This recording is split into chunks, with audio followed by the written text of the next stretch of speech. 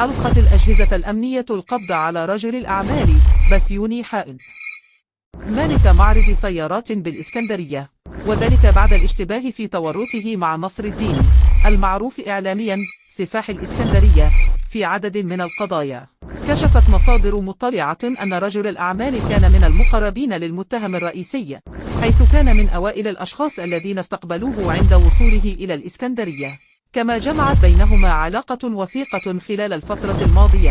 وأوضحت المصادر أن التحقيقات الأولية كشفت تورطه في قضايا نصب واستيلاء على أموال المواطنين، وذلك بالتعاون مع سفاح الإسكندرية، حيث كان يساعده في إدارة عمليات احتيالية تحت غطاء استثمارات تجارية وهمية. تطورات القضية: لا تزال التحقيقات مستمرة مع المتهم